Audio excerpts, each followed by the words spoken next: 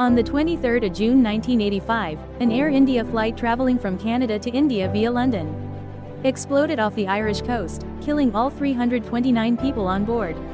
The cause was a bomb in a suitcase that was transferred to the flight even though the ticket holder had not boarded.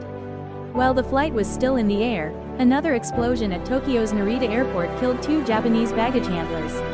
Investigators later said that this bomb was linked to the attack on Flight 182 and intended for another Air India flight to Bangkok, but it exploded prematurely. Canadian investigators have alleged that the bombings were planned by Sikh separatists who wanted to take revenge for the Indian Army's deadly 1984 storming of the Golden Temple in Punjab state. A few months after the attack, the Royal Canadian Mounted Police, RCMP, arrested Talwinder Singh Parmar, the leader of an extremist group called Babar Khalsa that is now banned in Canada and India, and Inderjit Singh Rayat, an electrician, on various weapons, explosives and conspiracy charges. But the case against Parmar, whom India had unsuccessfully tried to get extradited from Canada in the early 1980s, was flimsy and he was released. Investigators now believe that Parmar, who was killed by police in India in 1992, was the mastermind behind the attack.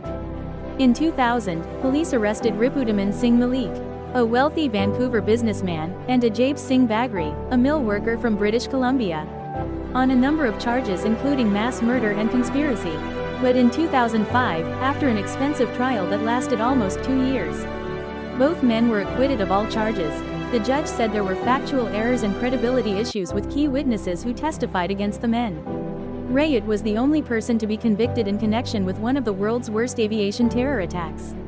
He was jailed in the UK for 10 years in 1991 for his involvement in the Japan bombing. In 2003, he pleaded guilty in a Canadian court to manslaughter in connection with the bombing of Flight 182, and was sentenced to another 5 years in prison. He was also later convicted of perjury at the trial of Malik and Bagri, and given an additional jail sentence. Canadian authorities have been accused of not doing enough to prevent the attack and of bungling the investigation. After outrage from victims' families over the acquittal of Malik and Bagri, the Canadian government set up a public inquiry in 2006, headed by a former Supreme Court judge, to look into the bombing. It concluded in 2010 that a cascading series of errors had led to the largest mass murder in Canadian history.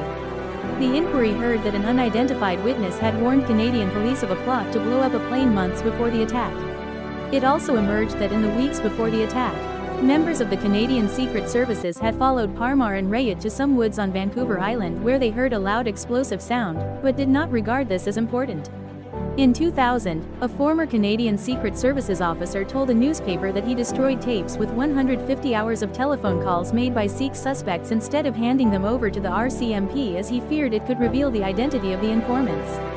In 2010, after the inquiry report was released, then Canadian Prime Minister Stephen Harper offered a public apology to the families of the victims.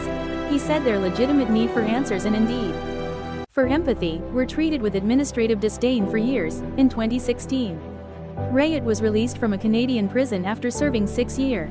The next year, he was also allowed to leave a halfway house and live where he wanted to, a decision some experts criticized. Ripudaman Singh Malik was shot dead in his car in Surrey, British Columbia in what police described as a targeted killing. They arrested 2 men on charges of first-degree murder. Their motive isn't clear.